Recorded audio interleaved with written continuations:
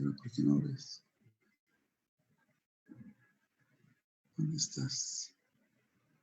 ¿Qué problema?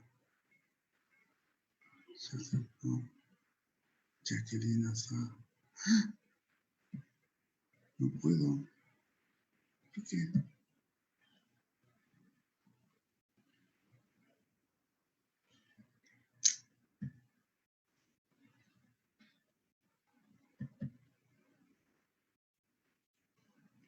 Jacqueline, ¿qué perdón? Ah, ya.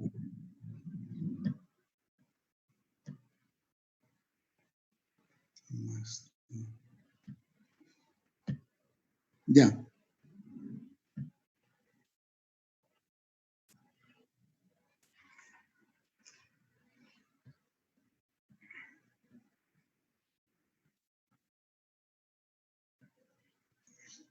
Ya la estoy viendo.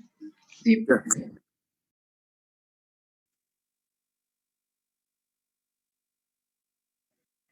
Sí, ¿me escuchan? Muy poquito. Sí. Sí, Vale. Bueno, bueno, como sabemos, la auscultación es la última fase de la exploración y en este caso la de tórax. Y esta se realiza con el estetoscopio. Como sabemos, es una herramienta muy útil para poder escuchar.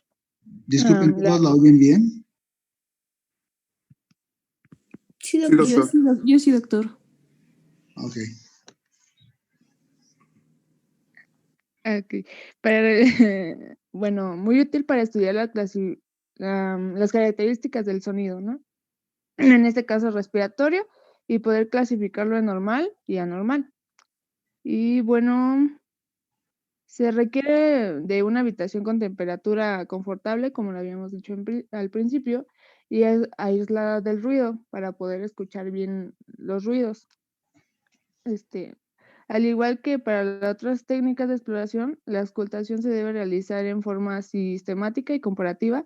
Para ello es necesario recordar las líneas y regiones del tórax, que como las vimos ayer que explicó mi compañero Diego, y los ruidos se auscultan en las superficies anterior, lateral y posterior del tórax. La siguiente, por favor.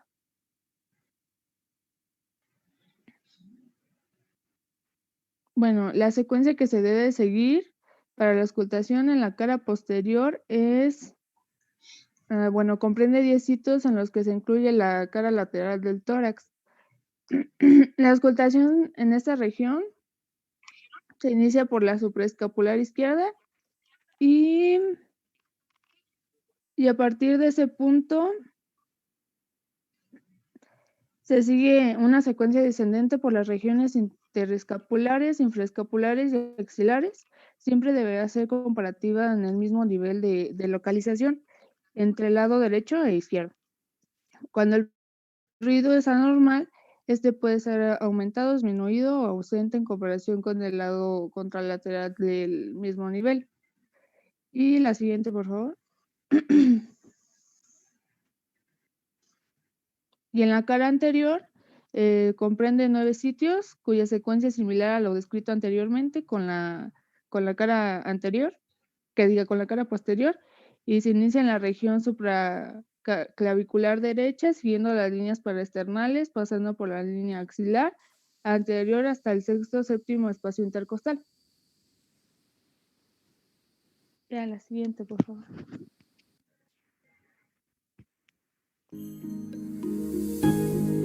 Bueno, este es un video de la exploración de tórax.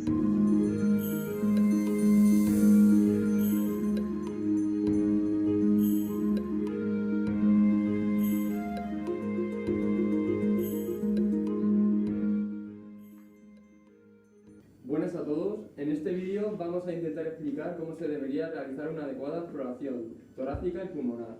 Para ello, antes es necesario conocer algunos puntos de referencia en el tórax y vamos a proceder a explicarlos. En la cara anterior, elementos esos que podemos encontrar son el esternón, con el manubrio esternal y la escotadura yugular aquí, ¿de acuerdo?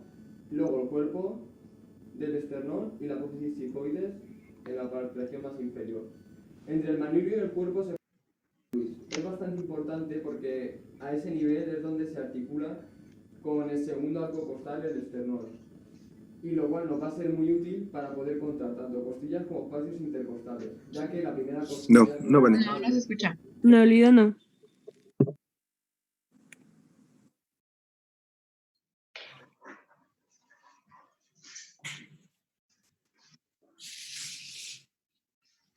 Pero no es que prenda su micrófono, Jacqueline.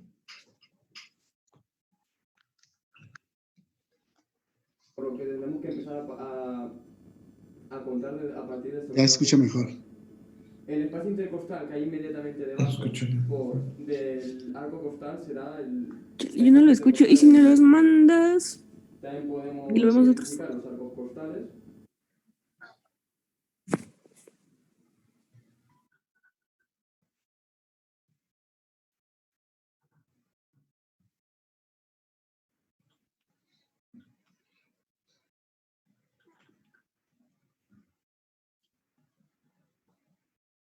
Bueno, ¿me escuchan? ¿Ya ahorita sí me están escuchando a mí? Sí, doctor.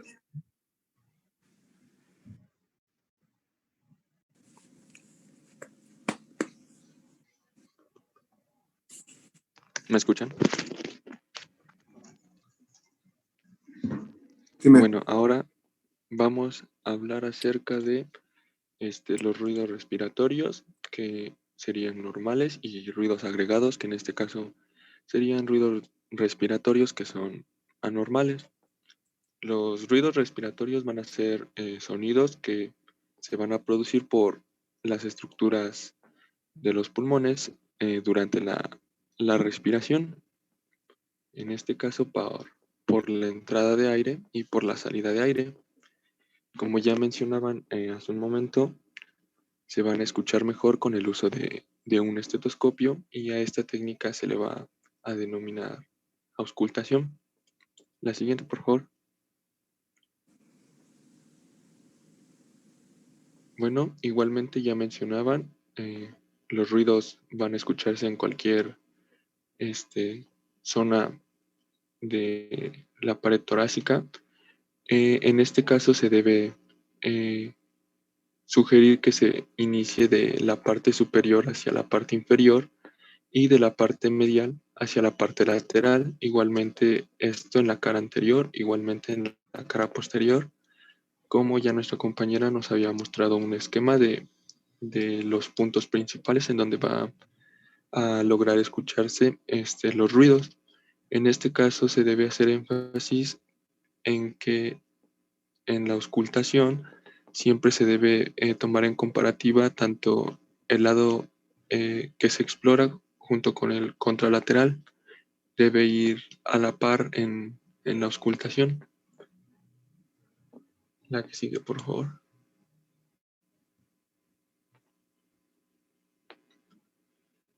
Bueno, como sonidos normales vamos a tener el laringotraqueal, el alveolar, el broncovesicular. En cuanto a los sonidos anormales, vamos a tener estertores, estridor, roncus, sibilancias, frote pleural, y también vamos a ver exploración en cuanto a la voz. La siguiente, por favor. Bueno, el sonido laringotraqueal. Bueno, como característica va a ser un ruido intenso. Este ruido en la inspiración va a ser más duradera porque, como sabemos, es la que más dura en la fase de la respiración. Y este sonido va a ser semejante como si alguien soplara por un tubo de mediano calibre. Se va a localizar a nivel de la laringe y la tráquea. Cuando se explora en esta parte se dice que el sonido laringotraqueal es fuerte. Cuando se explora de la mitad inferior de la tráquea y bronquio principal, se va a decir que el sonido laringotraqueal va a ser moderado. Sí, le puedes dar play a ver si puede para el sonido. Sí, sí se oye.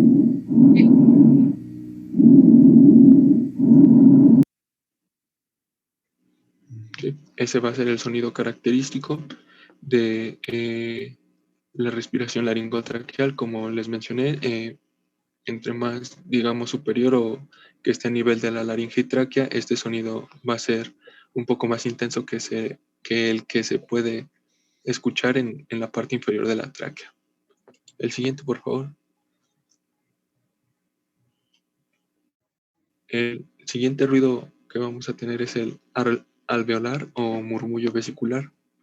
Como característica va a ser un ruido menos intenso que el anterior, pero tiene un tono más grave, que se da en la inspiración y primera parte de la expiración. Este ruido va a ser semejante al que se da en un sueño tranquilo y se inspira profundo. Como característica va a ser que entre menos grosor de la pared y más elasticidad, este ruido se va a poder notar un poco más fuerte. En cuanto a la localización, se va a poder auscultar en la región infraaxilar e infraescapular, también en la región infraclavicular, esto en los primeros dos espacios hacia afuera, y va a ser más intenso en el hemitórax derecho. Puedes darle play, por favor.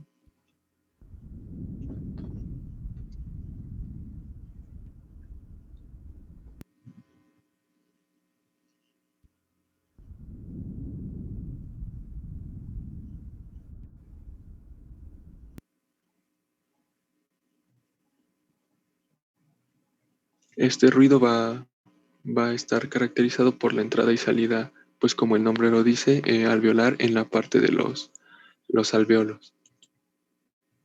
El siguiente, por favor.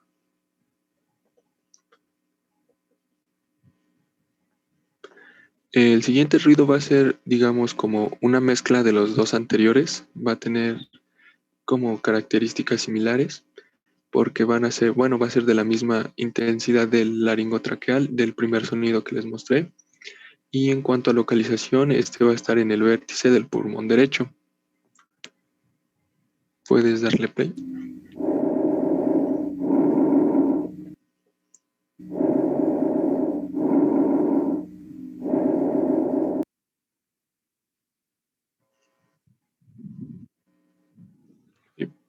La siguiente, por favor.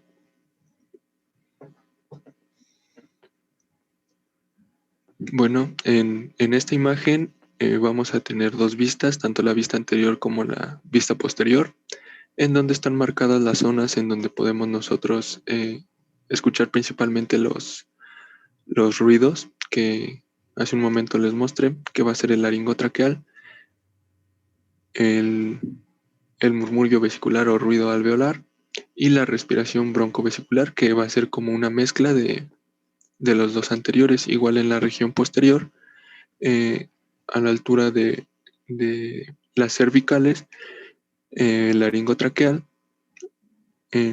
digamos, siguiendo la línea media, entre la región interescapular vamos a encontrar el ruido broncovesicular y en la región infraescapular vamos a encontrar el murmullo vesicular o el alveolar. La siguiente, por favor.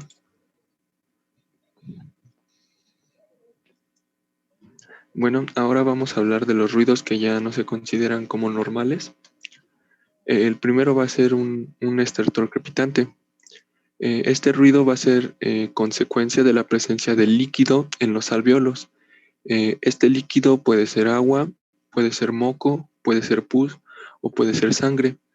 Una característica de saber, digamos, el contenido que se tiene puede ser si la persona presenta esputo, porque ya, digamos, si presenta esputo, nosotros podemos ver la consistencia de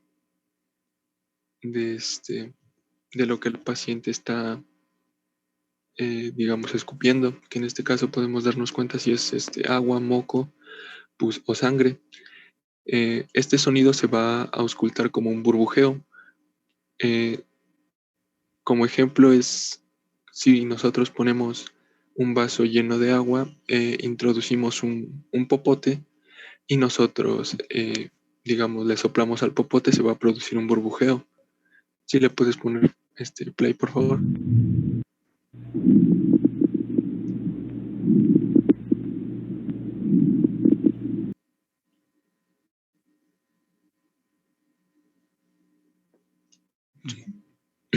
¿Sí se escuchó bien?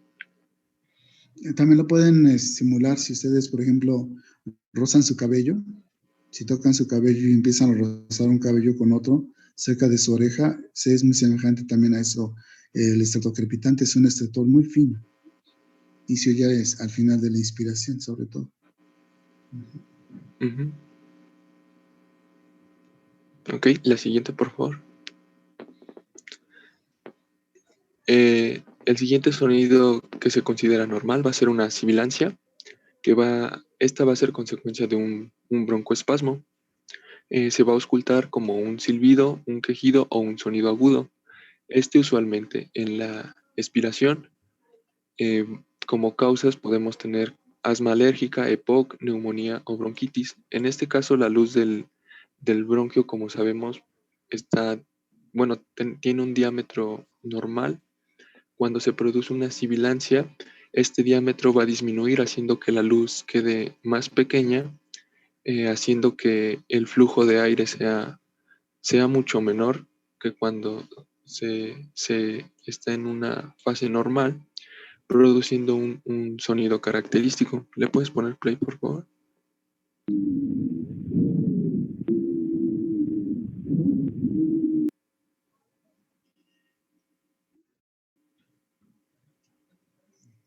Igualmente podemos hacer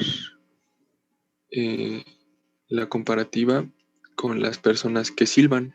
Las personas que silban generalmente hacen, digamos, la luz de la boca cada vez más pequeña para que el sonido pueda ser más agudo.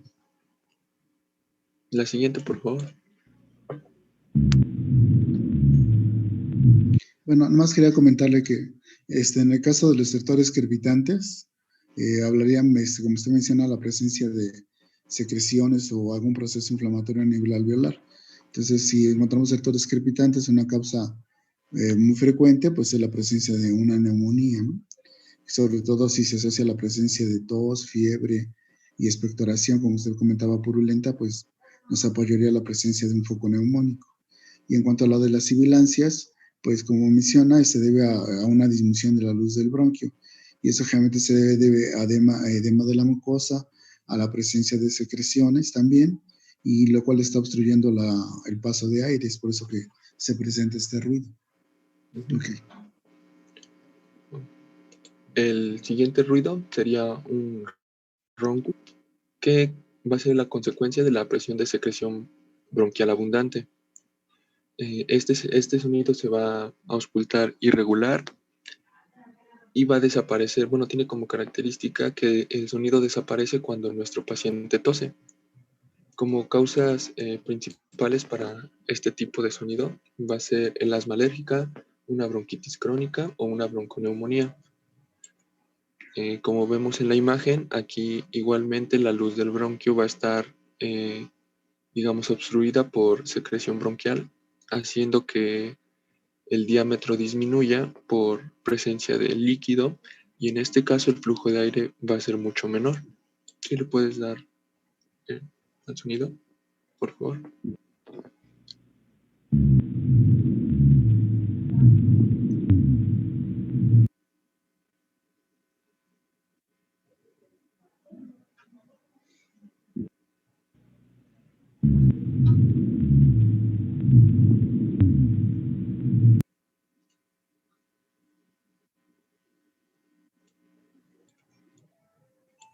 Sí. El siguiente sonido va a ser un ruidor, que va a ser la consecuencia de la obstrucción de las vías aéreas mayores. En este caso va a ser, se puede dar por obstrucción por un objeto o una simple constricción en las vías aéreas superiores. Se va a auscultar a nivel del esternón y la tráquea con un sonido agudo. Por la localización, se puede decir que es semejante en localización al sonido laringotraqueal, como como es en vía aérea superior. Como causas puede ser un cuerpo extraño, una compresión de la tráquea, o bronquios mayores, o una epiglotitis. El flujo de aire va a ser mucho menor por la obstrucción del objeto, que en este caso puede ser, bueno, abarcar la mayoría del diámetro o solo una parte. ¿Le puedes dar play, por favor?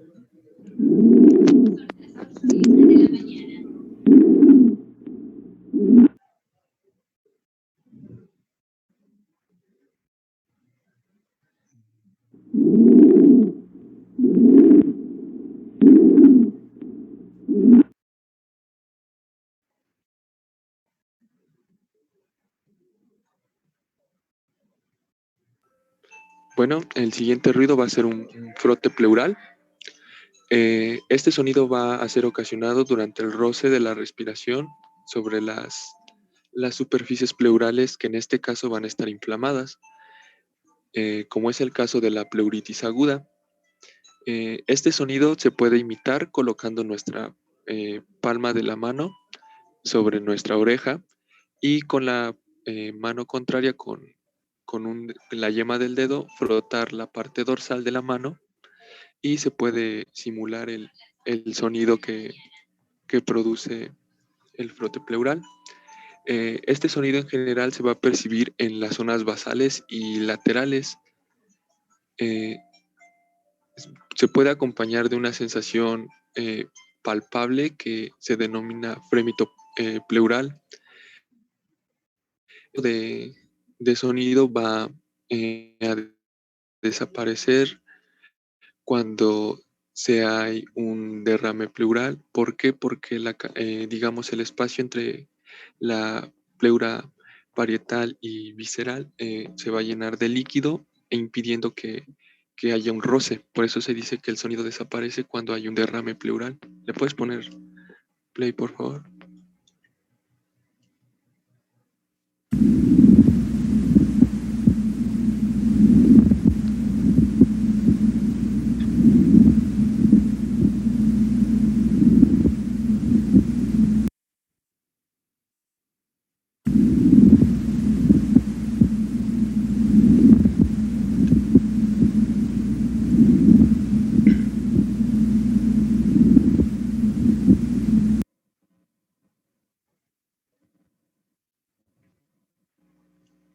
Sí.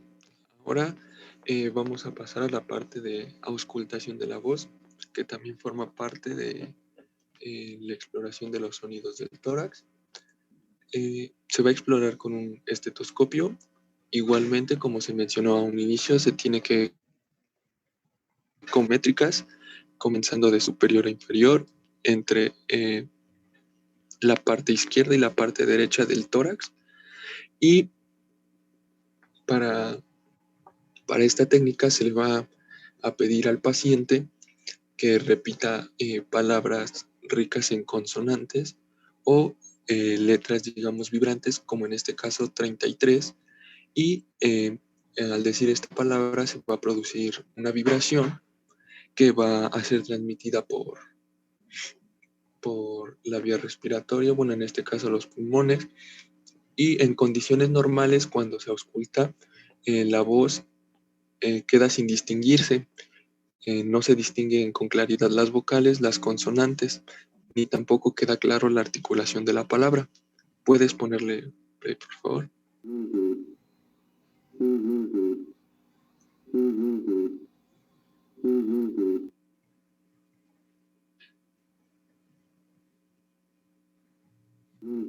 Ese sería el sonido que normalmente nosotros escucharíamos. No se nota con claridad las vocales, ni las consonantes, ni tampoco la articulación de la palabra. La que sigue, por favor.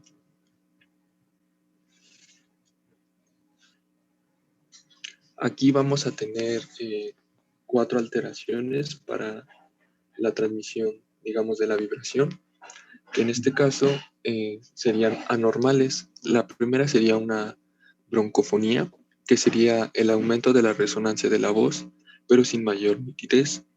Este tipo de sonido característico se va a dar en zonas donde haya una condensación pulmonar. ¿Le puedes dar play, por favor?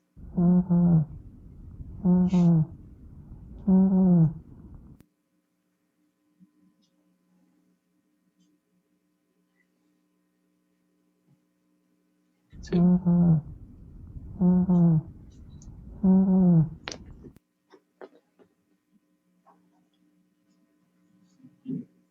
Como ven, va a haber un aumento en la resonancia, pero sigue sin aún percibirse alguna consonante o vocal o la misma articulación de la palabra. La siguiente alteración va a ser una pectoriloquía.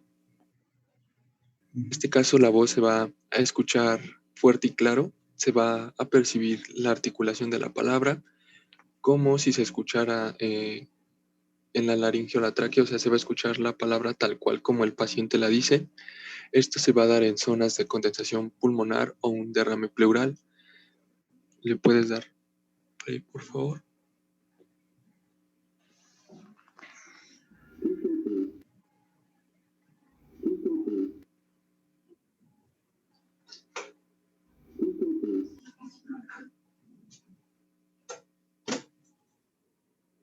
Como podemos escuchar, en este sonido se escucha más como la persona dice el número 33.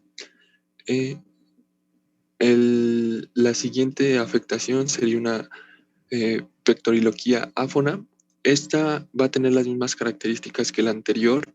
Se va a poder escuchar la pronunciación completa de las palabras, pero en lo único que difiere es que cuando en la anterior el paciente dice 33 de una forma, digamos, natural, como si estuviera hablando con otra persona, y en el caso de la pectoriloquía afro, el paciente lo dice con voz, digamos, como cuchicheada o en secreto, y cuando nosotros auscultamos, se va a escuchar, aunque el paciente lo haya dicho de una forma, digamos, en un tono más bajo, nosotros vamos a lograr escucharla. Va a ser, digamos, de la misma intensidad, se va a poder escuchar las consonantes, las vocales y la articulación de la palabra. En cuanto a la última afectación que vamos a tener, vamos a decir que es una egofonía. La voz como característica va a ser que nuestra voz va a ser temblorosa. Se puede imitar este sonido si nosotros hablamos con la nariz apretada con los dos dedos. Este sonido se va a dar habitualmente cuando hay un derrame pleural. ¿Le puedes dar play, por favor?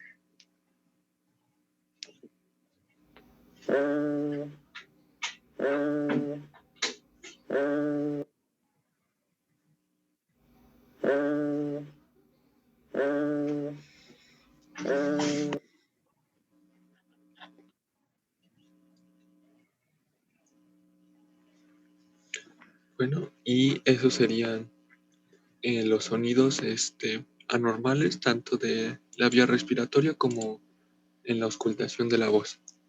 ¿Alguna duda o comentario de esto? En cuanto a la... ¿Puedes regresar a la diapositiva, por favor?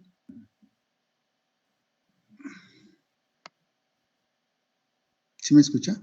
Sí, pero ¿a cuál? Aquí. Okay. Bueno, en cuanto a la auscultación de la voz, también se puede utilizar la palabra uno, ¿sí? Pidiéndole al paciente que alargue la letra U para que se oiga mucho más vibrante y de esa manera podamos percibir la transmisión del ruido respiratorio, o como menciona ahí, pues se puede utilizar 33. Y como contamos, compañero, pues hay que hacerlo en forma alterna, iniciando en los ápices y bajando hasta llegar a las bases, siempre de forma simétrica y comparativa. Generalmente se oye, como menciona compañero, más del lado, en el pulmón más del lado derecho. Y la voz se oye distorsionada, no se entiende muy bien lo que dice el paciente, pero nos habla de que también está transmitiendo la voz. Ahora recuerden que el sonido lo va a transmitir mejor el sólido que el aire. Entonces, si hay aire en el pulmón, la transmisión va a estar mal, va a estar distorsionada y se va a ir de menor intensidad. Si hay algo sólido, por ejemplo, una neumonía, un tumor, la transmisión de la voz va a estar aumentada. Entonces, es algo que debemos de tomar en cuenta. La que sigue, por favor.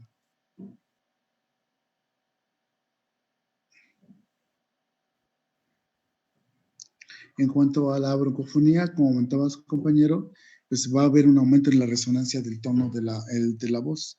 Y esto, pues, sobre todo va a ser en áreas de condensación. Como nuevamente el ejemplo más claro, pues pacientes con neumonía, pero podría ser también un paciente, por ejemplo, con un tumor a este nivel, o que, por ejemplo, hubiera alguna zona de una contusión pulmonar y que estuviera haciendo que el tejido pulmonar fuera más denso, y de esa manera pues se va a transmitir mejor el sonido y por eso hemos escuchado una transmisión de voz aumentada, aunque como comentaba ahí, aunque la vibración vocal se oye mucho más intensa, se oye distorsionada todavía.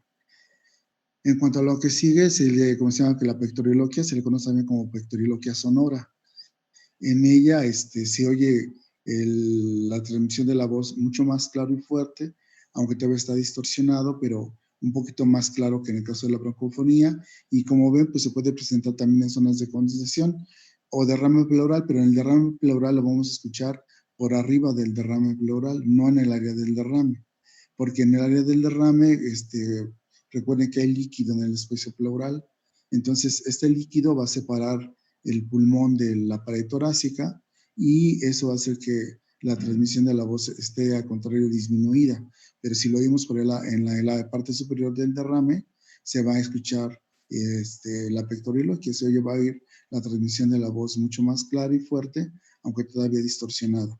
Y la pectoriloquia áfona, es lo que comentaba su compañero, se le pide al paciente que hable en voz cuchicheada, se le puede decir al paciente que cuente del 1 al 10, así en voz bajita, como si no quisiera que lo escucháramos.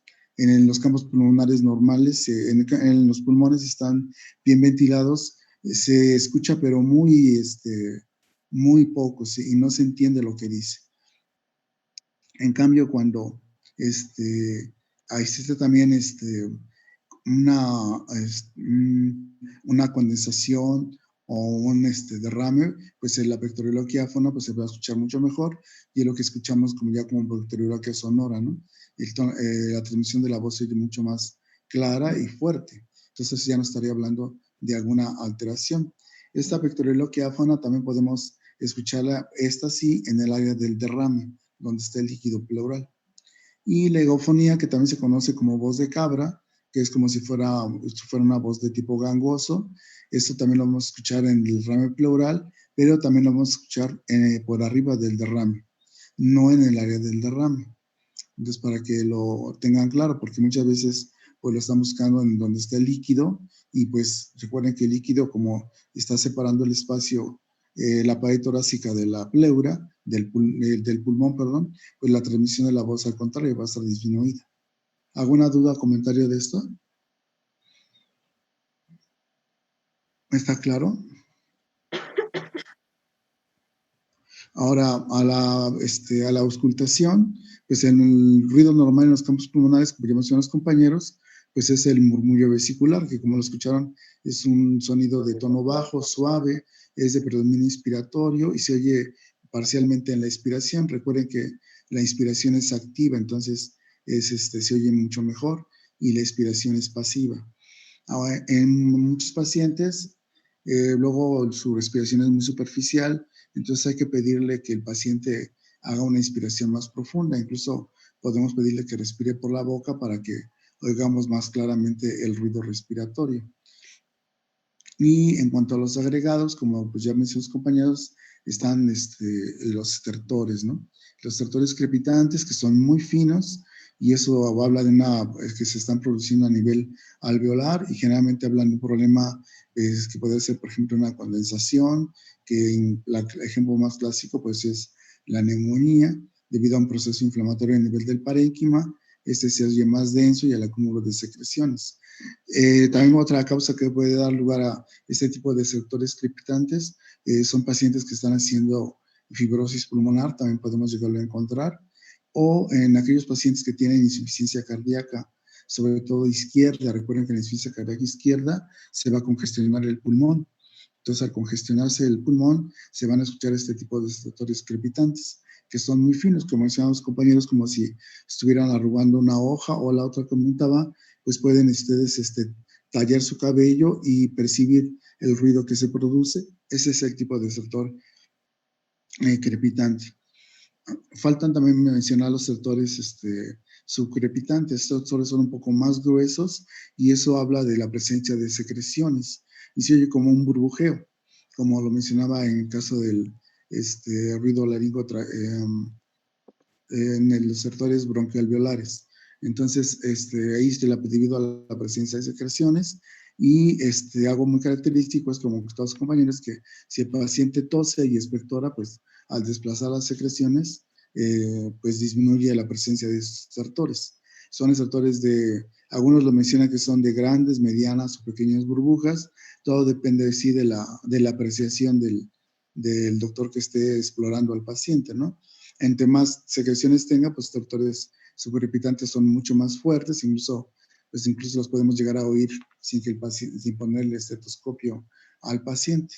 Las sibilancias, como les comentaba su compañero, habla de que hay un edema de la pared del bronquio y también hay acúmulo de secreciones. Entonces, esto causa un proceso obstructivo para el paso del aire. Entonces, si escuchamos sibilancias, hay que pensar que tiene obstrucción. Y esto la causa más común, pues asma bronquial, por ejemplo, o el EPOC. Y como escucharon, pueden ser tanto inspiratorias como expiratorias. Las sibilancias, sobre todo las polifónicas, que no sé si pudiera regresarla para que las escucháramos, por favor. Se oye en la diapositiva de las sibilancias.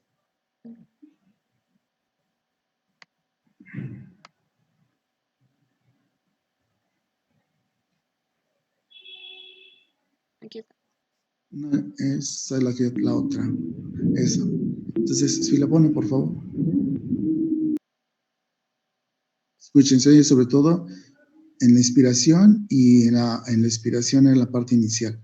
¿Sí la puede volver a poner?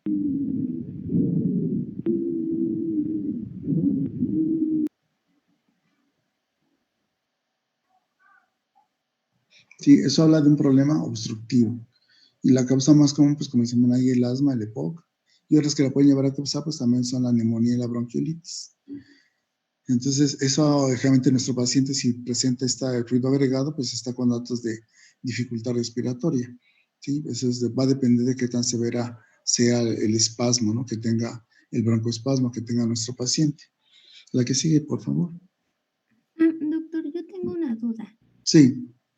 ¿Cuál es la diferencia de las sibilancias con los estrictores? Porque ambos son de cuando hay obstrucción, ¿no? Pero ¿cuál es la diferencia? ¿Las sibilancias y los qué, perdón? Y los estridores. Bueno, el estridor, como ahorita lo vamos a mencionar, si le pasa, por favor. El estridor se escucha sobre todo a nivel de laringe y tráquea. ¿Sí? Okay. Es donde se escucha y también te habla de obstrucción, pero como comenta aquí eso sí, póngalo, por favor. Es mucho más intenso, mucho más fuerte. Y también le habla de un problema, puede ser por un cuerpo extraño, puede ser por ahí un cuerpo, por una compresión extrínseca de la tráquea, o puede ser también debido a un proceso inflamatorio. Por ejemplo, en aquellos pacientes que hacen reacción alérgica a algún medicamento, pueden hacer espasmo bronquial, laringotraqueal y causar este tipo de estridor.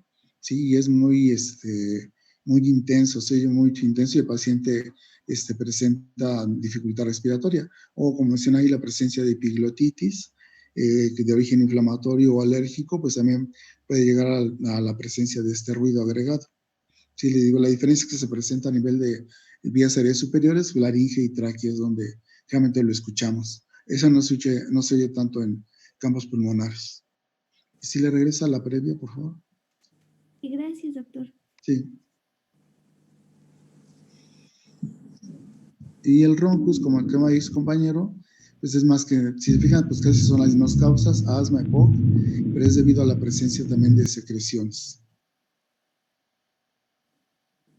No sé también, pero bueno.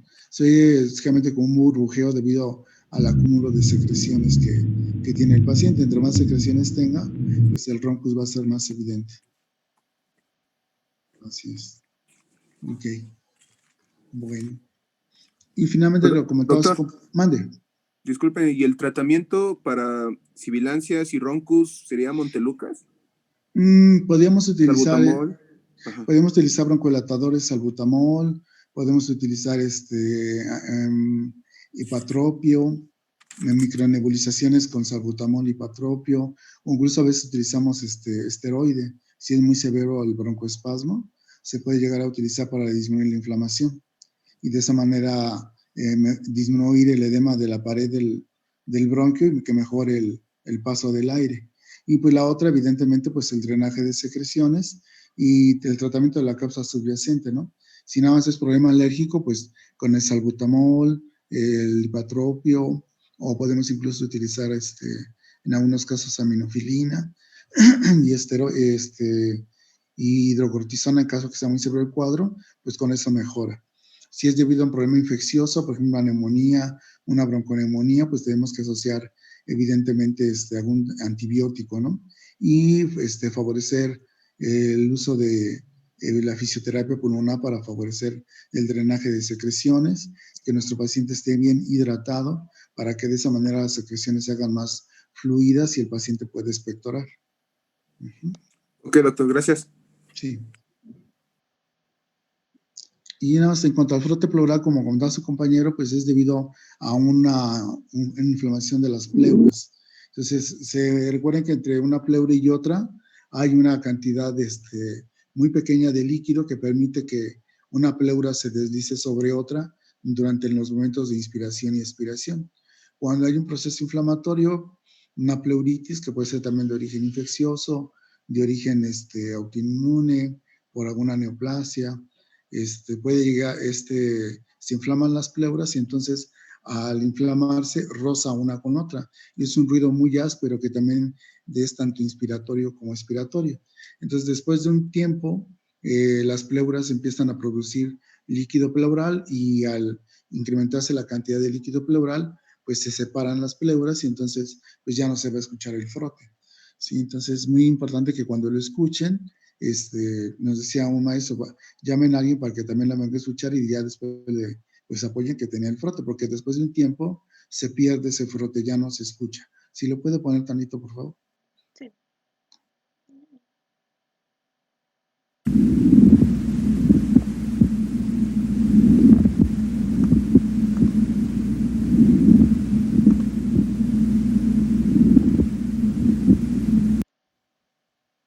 Hagan eso, soy tanto inspiratorio como expiratorio. Va con el ritmo de la respiración del paciente. Entonces, es un tono, es muy áspero. Como es muy rudo y áspero, es por eso que se puede llegar a, si ustedes colocan la palma de la mano, pueden llegar a percibir la vibración que se produce por el frote. Y es lo que se conoce como frémito pleural. Recuerden que el frémito es la transmisión de un soplo o de un frote en este caso. Ok. Nada más. ¿Alguna duda o comentario?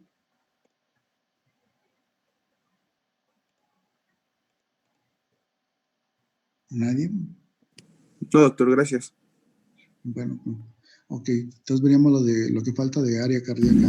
Sí.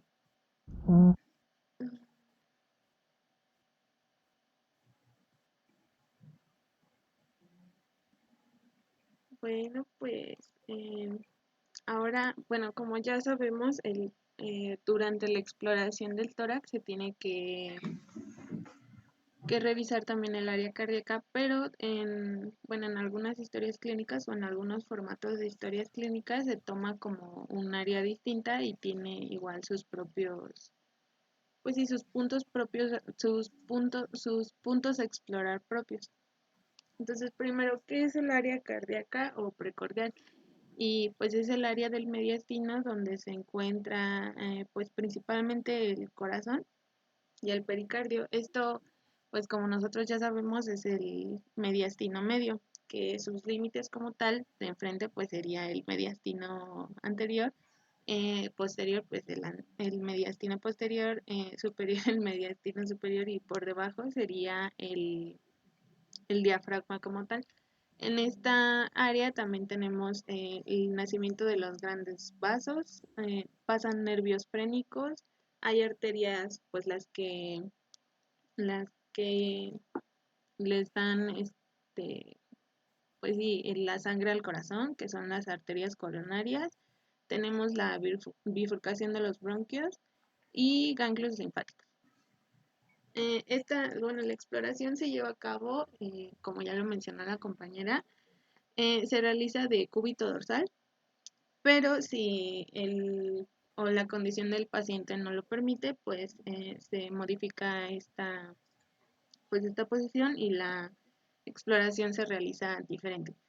Y pues se le pide al paciente que se descubra de la cintura para arriba y que se recueste boca arriba con los brazos a un costado. Y para pues resguardar el pudor del paciente se cubre a desde la cicatriz desde la cicatriz umbilical hasta los pies con la sábana clínica. Para También es muy empezar, importante, ah, en el caso de como si es una mujer, pues también cubrir sus senos, ¿no? Para evitar alguna mala interpretación, ¿no? También. Ujú. ok. Y pues como tal, la inspección y la palpación se harían, como ya dije, durante la inspección y palpación de tórax, donde en la inspección pues igual tenemos estática y dinámica. En la estática el médico pues se pone a nivel del paciente y observa la forma y el volumen y el estado de la superficie. Y en la dinámica es donde se intenta ver el choque de la punta y se ven también los movimientos de respiración. Y en la palpación, pues se intenta palpar el mesocardio con toda la palpa y los dedos de la mano que se explora. Se busca el choque de la punta y los límites como tal. Y como ya dije, esto se hace normalmente con la exploración de tórax, pero se describe aparte en la sección de área precordial. Y en la percusión, lo importante, bueno, vamos a tener cuatro límites. El primero es el límite hepático, donde, bueno, la percusión se ocupa para delimitar los límites del área cardíaca.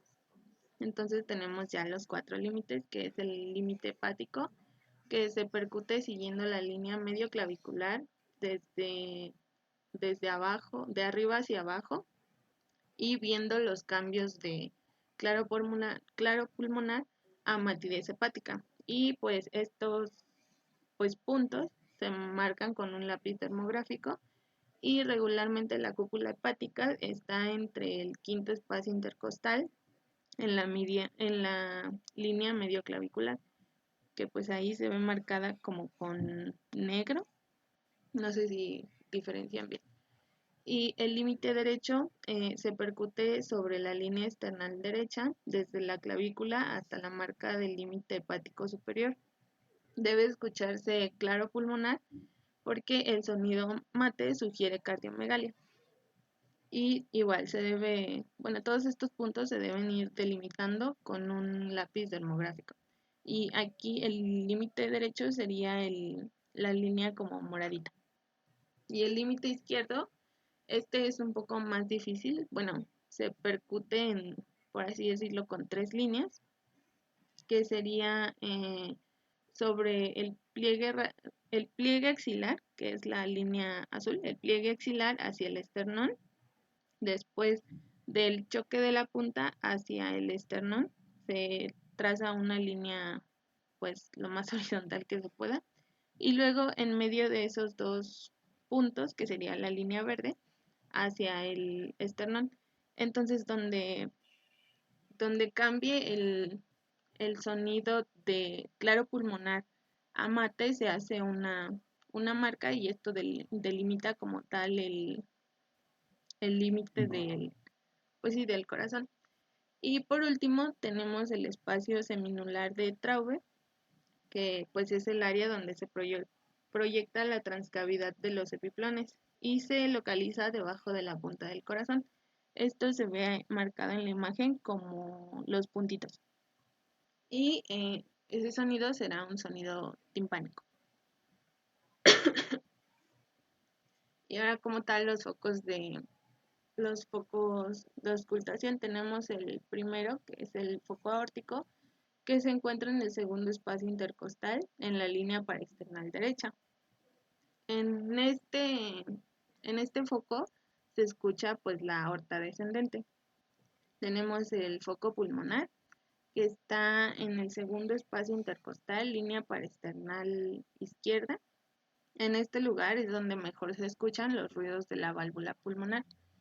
Tenemos también el foco aórtico accesorio o de ERB, y se encuentra debajo del foco pulmonar, ¿sí?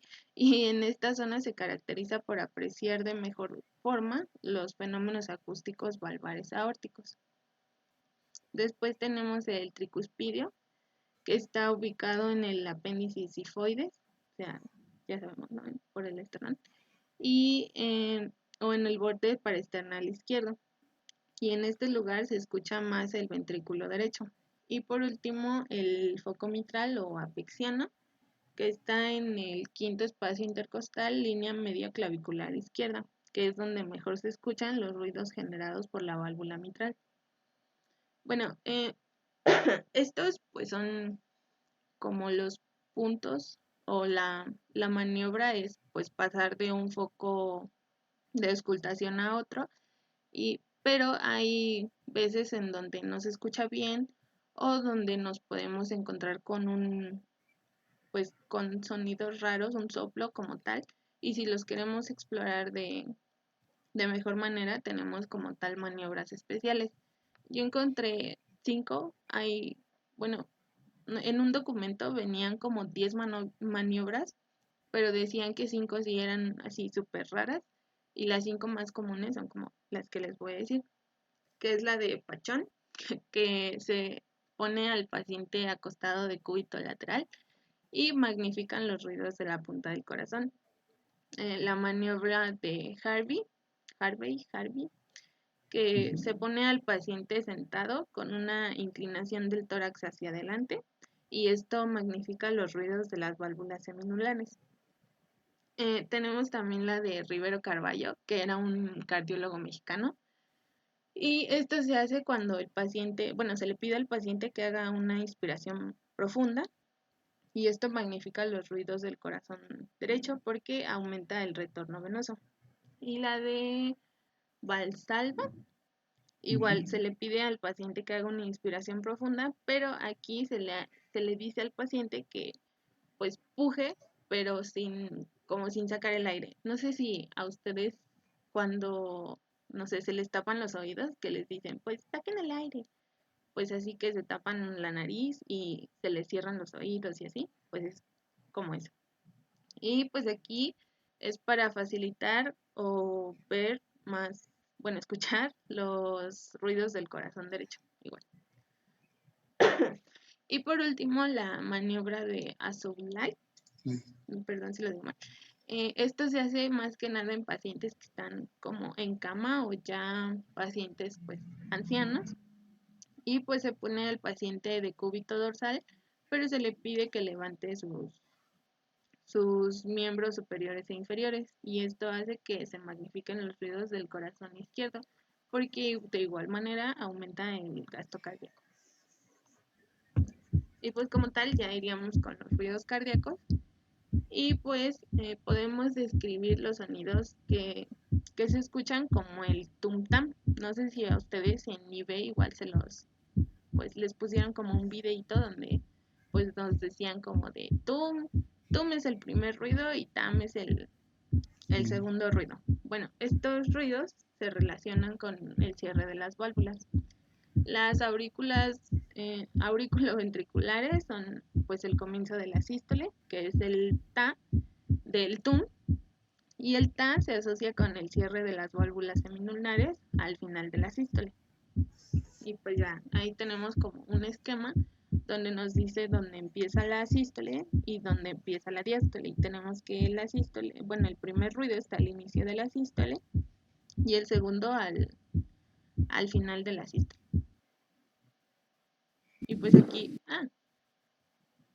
aquí tenemos como un video donde nos dice que, bueno, esquemáticamente cómo es el ruido. Se dice que es de tono más bajo que este 2. Es el ruido que inicia o que indica el inicio de la fase sistólica y coincide con el pulso arterial. Se tiene que auscultar no es cierto, tiene mayor intensidad en el foco mitral y en el foco tricuspidio. Y pues ahí está como pues sí, esquematizado. Se ausculta mejor con el diafragma, ¿no? Del sí, estetoscopio. del estetoscopio. Bueno, quiero que pongan como atención a lo que pasa con las válvulas. Por ejemplo, ahí está el corazoncito latiendo y podemos ver que el tum se escucha cuando se cierra la válvula. O sea, escuchen, se cierra la válvula. Esto, bueno, hago hincapié porque más adelante pues va a ser pertinente.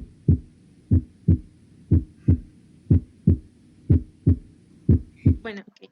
Y el S2, que sería como tal el TA, es pues de tono más alto, tiene mayor intensidad con los focos aórtico y pulmonar. E igual, quiero que vean cómo cuando se cierra la válvula es cuando se escucha el sonido.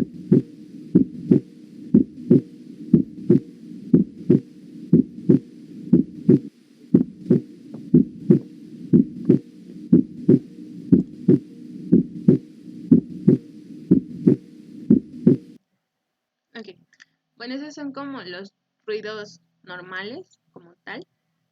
Y tenemos los ruidos cardíacos anormales, que tenemos el S3. Ya son 8:35, ¿todavía tienen tiempo? Más o menos, sí me faltaría un poquito. ¿Pero todavía tienen tiempo o continuaríamos mañana? Pues si quiere termino hasta el 10 para las 9 y ya Ok. lo que me llega a faltar. Bueno, el S3, que se aprecia al comienzo del tercio medio de la diástole, o sea, es diastólico, y se ausculta en el foco, bueno, apexiano, y es habitual en la niñez, frecuente en los adolescentes, pero es muy raro en personas de 40. En esto ya sugeriría patológico. Y este ruido habitualmente indica una disfunción ventricular grave, como dije, en adultos. Y el S4 representa un aumento del llenado ventricular provocado por la contracción auricular cerca del fin de la diástole. Igual es diastólico. O sea, un llenado rápido.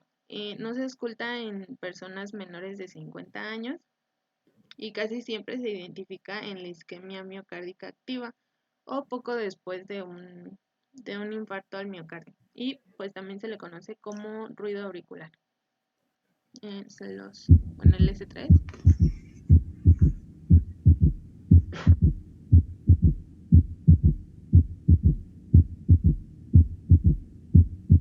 Ok, como ya vieron, esquemáticamente igual podemos ver que es un ruido en la fase diastólica y es, bueno, no lo describen como tenue, pero pues podemos escuchar que sí. No es un sonido que si no prestas atención, sí podría pasar desapercibido. Y pues después tenemos el S4.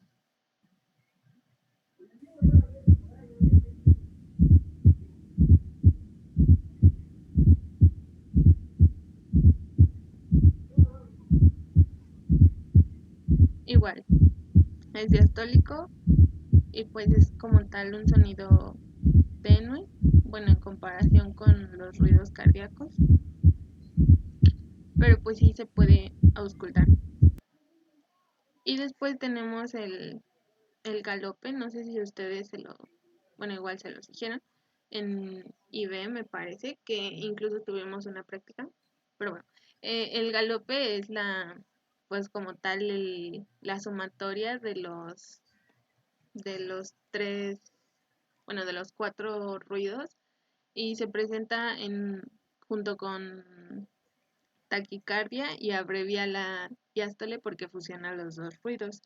Y generalmente está acompañado de otros signos de insuficiencia cardíaca y pues se produce por el llenado brusco del ventrículo insuficiente. El S3 y el S4 pueden auscultarse con intensidad en la punta del corazón del paciente en decúbito lateral izquierdo. Y pues aquí podemos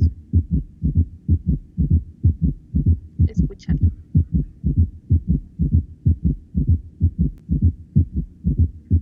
Bueno, no sé si ustedes les dijeran, pero a nosotros nos ponían el ejemplo de cuando estás nervioso, que pegas como tus dedos pues sí, en el escritorio. Eso nos decían que podía similar a pues este ruido de galope. Galope. Bueno, igual como teníamos el frote pleural, también tenemos el frote pleural, pero del pericardio. Igual de igual manera es porque pues las capas visceral y parietal pues no están lubricados o están lubricados de manera anormal y pues esto hace que las pleuras como tal rocen y se escuche el sonido característico. Con frecuencia se describe como un sonido áspero, semejante al crujido de un cuero. Esa es como tal pues sí, su característica, que es como el crujido de un cuero. La verdad yo no encontré un sonido pues que se escuchara nítido, por eso no pude poner una, pero sí, su descripción como tal es que suena como el crujido de un cuero. Tiene 3 componentes, uno sistólico suave y 2 más intensos al comienzo de la diástole. En este caso, la diferencia con el frote pleural es de que el frote pericárdico pues va a ir con el ritmo del corazón, ¿verdad? Y en cambio el frote pleural pues va a ir el frote pericárdico va a ir con el ritmo cardíaco, y el frote pleural pues va a ir con el ritmo respiratorio. De la forma en que lo podemos distinguir y se oye también más a nivel del ápex. Gracias. Bueno, ahora los soplos, que son como lo que vamos a escuchar, siempre son patológicos.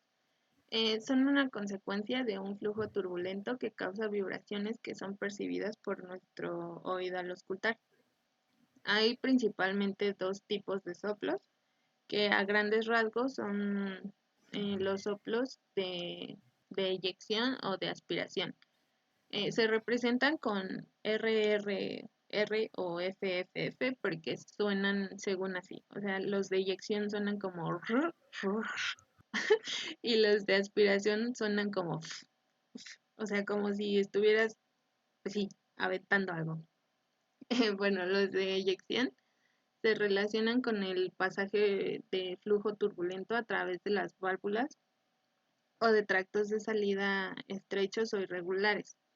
O sea, una estenosis valvular. Estos se dicen que son como sonidos más graves y los de aspiración pues son sonidos agudos. Los de aspiración son los que representan el flujo retrógrado o anormal hacia las cavidades con menor resistencia. O sea, son las insuficiencias valvulares. Como ya dije, son sonidos más agudos y suenan como las Fs. Y bueno, aquí quería enfatizar lo de la estenosis. No sé, bueno, ven que les dije que tenían que ver que cuando se cerraba la válvula era cuando se producía el sonido. Pues entonces aquí podemos ver, bueno, en la imagen de la izquierda, podemos ver que la válvula no abre por completo. Entonces, cuando cae la sangre o cuando pasa la sangre, como no está abierta del todo esta válvula, cuando pasa, pues sí, cuando pasa el líquido, la sangre, es cuando se produce el soplo. Y en la insuficiencia, igual ven que les dije que vieran que se cerrara la válvula. Aquí como tal, cuando el corazón se contrae, como hay una insuficiencia, esta válvula no queda cerrada durante la contracción y entonces esto hace que el flujo pueda pasar pues sí, por la válvula y esto también genera el sonido que sería un soplo. Y bueno, ya más esquemáticamente, tenemos que las principales causas de los soplos son, como ya dije, la estenosis y la insuficiencia. Y dependiendo a la ubicación de la válvula, o sea, qué tipo de válvula, es el sonido, bueno, su sonido es diferente. Y también podremos ubicarlo según si están en sístole o en diástole. O sea, tenemos soplos sistólicos y soplos diastólicos. Y pues hay como una mnemotecnia con estas tablitas que les presento, donde se nos pone más fácil para identificar los sonidos. Y pues ya solo es como cosa de práctica que escuchemos y veamos los patrones, porque pues necesitamos agudizar nuestro oído. Y bueno, los primeros que tenemos en la tabla son los soplos de sístole, que se dan en las válvulas aórticas y pulmonar. También hay una mnemotecnia para aprender cómo poner las válvulas, que serían apartamento o a su puta madre.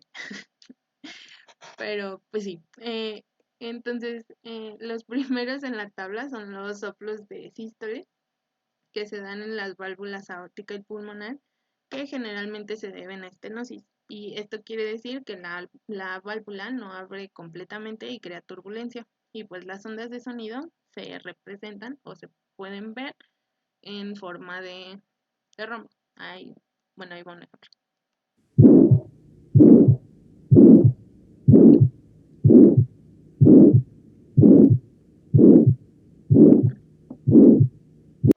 Digo, no sé ustedes, pero yo no encuentro como las R's en ese sonido, porque se supone que es R y F porque pues así suenan.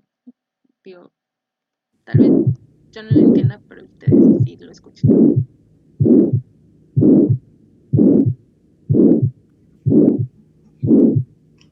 Lo más que nada es un soplo muy intenso, eyectivo. Ok.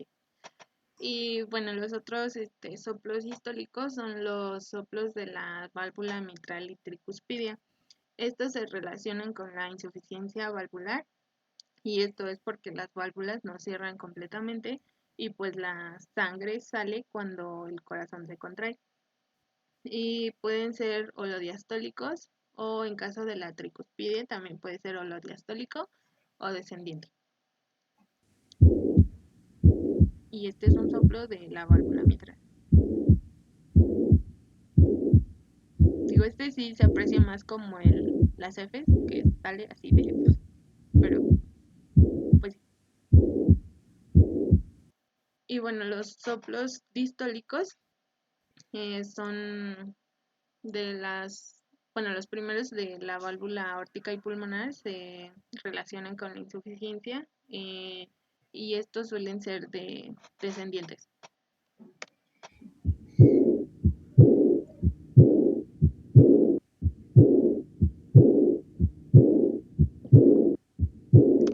Bueno, por otro lado, los soplos de la válvula mitral o tricuspidia se generaliza que son estenosis.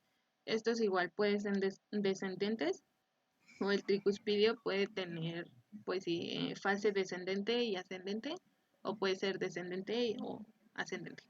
Es complicado, pero siento que con esta tablita sí es como más fácil ubicar incluso las ondas de sonido.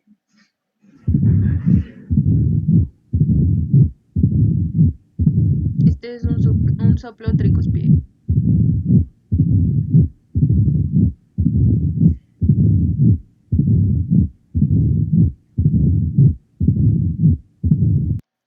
Y bueno, creo que sí me alcanza el tiempo.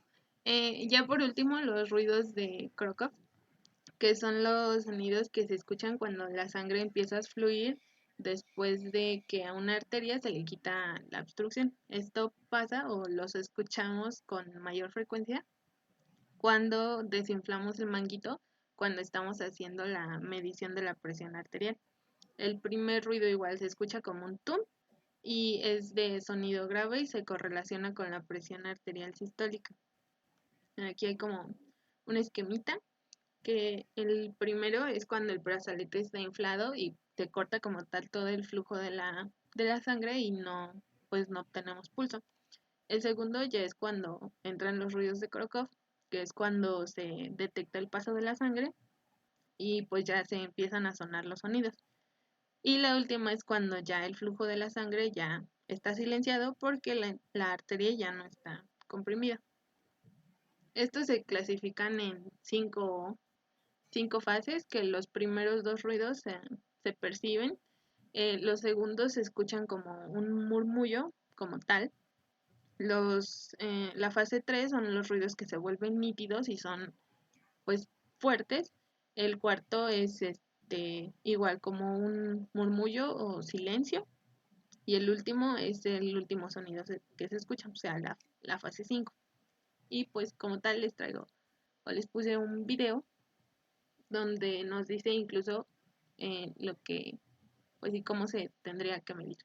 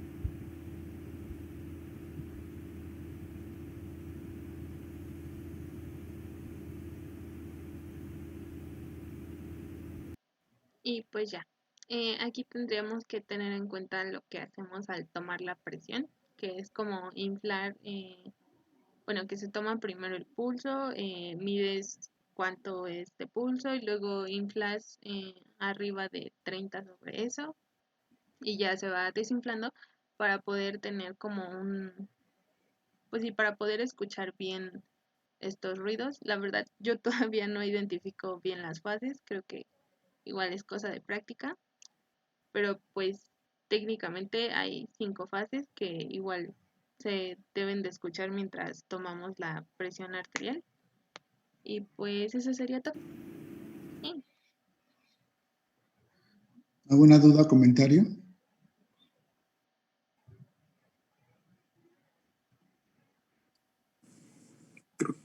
Creo que nada.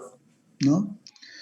En cuanto al área cardíaca, pues lo más importante, primero, pues como comentaba su compañera, pues hay que hacer la inspección, valorar si hay alguna asimetría, alteración de superficie, localizar el choque de la punta y después, pues, proceder a localizar los focos de auscultación para determinar si hay algún ruido agregado o no. Recuerden que el punto que nos sirve como marcador para localizar el segundo espacio intercostal, pues ese es el ángulo de luz que corresponde a la unión del manubrio del esternón con el cuerpo. Entonces, generalmente a ese nivel se localiza el segundo espacio intercostal y pues del lado izquierdo va a estar el foco pulmonar, del lado derecho el aórtico.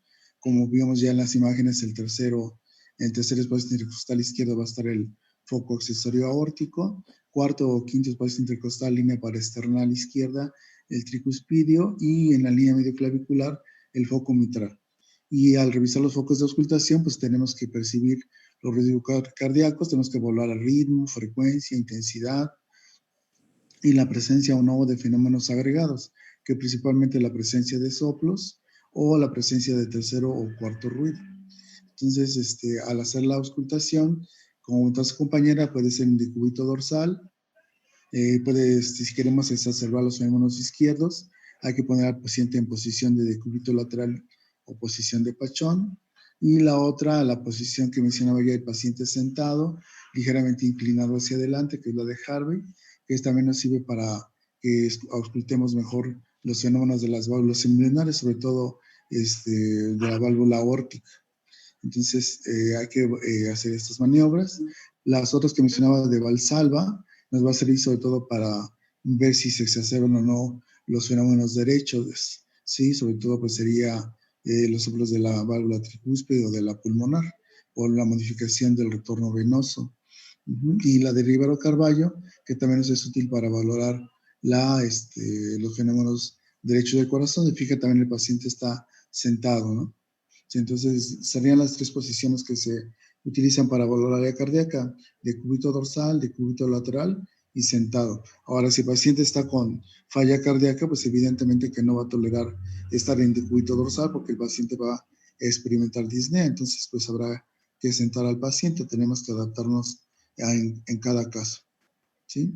Y el orden de la auscultación en focos cardíacos, pues no hay sí un orden establecido. Pueden ser en el orden que ustedes consideren, pero siempre procuren seguir un orden para que de esa manera no dejen de auscultar algún foco, porque si no, pues eso puede alterar la valoración de nuestro paciente. Bueno, ¿alguna duda o comentario?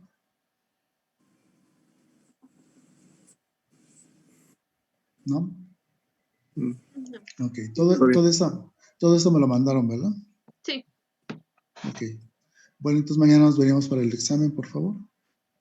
¿Sí? 7:30. Sí, pues está bien. ¿Solo haremos el examen, doctor? Pues sí, y si gustan algún repaso, pues lo vemos. Entonces no nos podríamos ver más tarde. Porque es muy temprano. Sí. O a las 8 si gustan. Sí, estaría bien. Mejor. Ok, que descansen, nos vemos. Gracias. Vale. Hasta luego. Gracias, buen día. Buen día.